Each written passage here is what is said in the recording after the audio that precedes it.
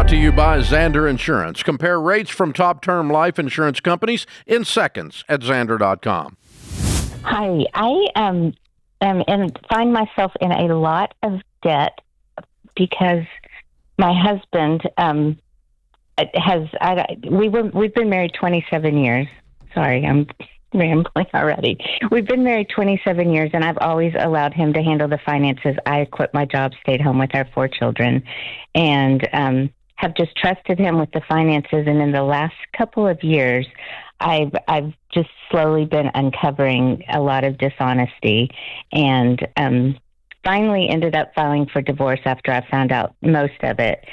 I'm still not sure I know everything, but I think there is close to $1 million in debt right now. Whoa. And I'm afraid that I'm going to be responsible for half of it. If in worst case scenario, hopefully I won't be on the hook. What kind of for debt, all of Kathy? it. What kind of debt is this million? Well, he hasn't paid income taxes in 3 years. Ooh, how much is that?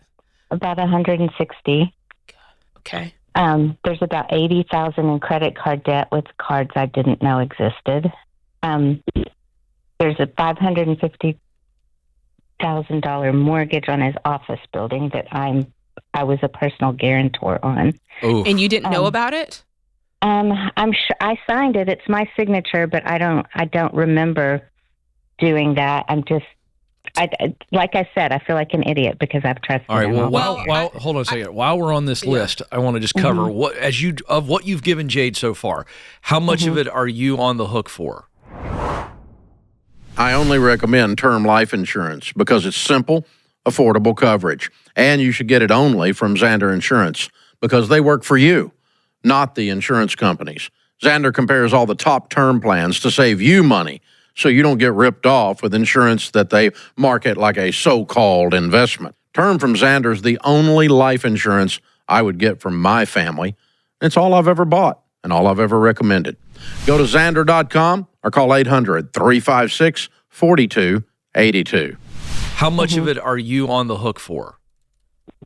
Well, I'm assuming all. I mean, our taxes are joint. Sure. The credit cards, some say they're from his business, but others say, I've just started opening the mail recently, and I'm seeing this.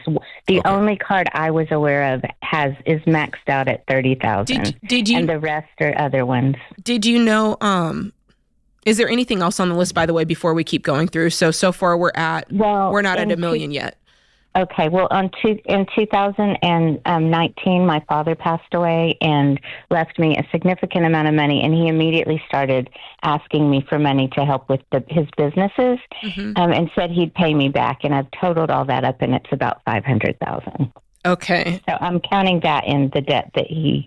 And when he was me. borrowing that money, do you have any idea what it was being spent on, or it's just kind of that cloud of businesses? Well, he would say taxes or payroll or this bill or that bill. And is there any record of that? Like, did you guys, other than you just talking about it in the kitchen? Right. Right. Just okay. Well, you can probably kiss that $500,000 goodbye. Yeah. And so let's take that off the debt list just for the functionality of this. My guess is that, how long has it been since you filed the divorce? 2 weeks. Oh, okay. My guess is that, I mean, they're probably going to look at this and split it down the middle based on how long you guys have been married and based on... And that your name's on these things. Yeah, your name is on it. Now, right. I hate this is happening, but there's a part of this where you do have to, it's like he did these things, but you also have to own your part in it, which is, he has an office building. How do we think it got there? There's all these things cropping up. How do we think that we're paying for him? And, here on the show, we're always teaching how money is it is a joint thing that I don't want to say venture because it makes it sound business, but it is this thing that we both work together. We're both, plugged in. We both are dialed in as to what's going on. It can't just be he handles that, I handle this. Everybody's got to have their brain on and looking at this because really this is what happens when you don't. So yeah, I'm realizing that. All right, so let's talk about how to dig you out of this. So if I'm paying attention, I'm trying to. We're really talking about, and I think Jade's right, let's assume that you're going to have to pay half. Hopefully that doesn't happen, but we haven't even started this fight. So that means you would owe $250,000 if the judge split it down the middle. Is that correct? Approximately. I'm anticipating, and my lawyer thinks we'll end up finding more, but yeah. Are there Okay, any for assets? what we know today? So my question is, what about your house? Is your house paid for? Okay, so our house is paid for. We sold a house and we rolled part of it over into the new house, so it's paid for. How much is the current house worth if you were to sell it today? I think it's probably worth maybe $2 million. Okay. So that's good news. Yeah. Any other assets?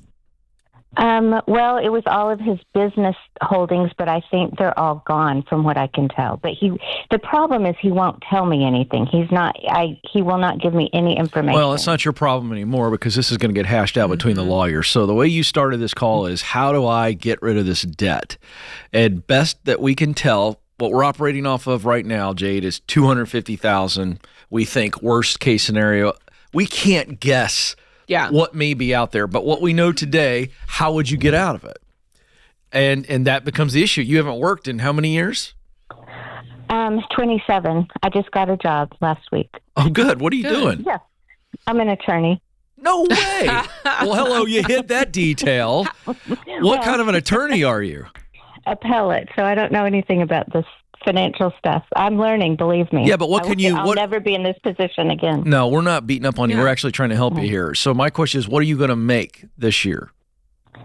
130. Great. Okay, great. All right. So between the house as an asset, Jade, and you making 130, this is not the end of the world. No. That's the one thing I wanted to hear. You'll probably split the debt in some form of fashion.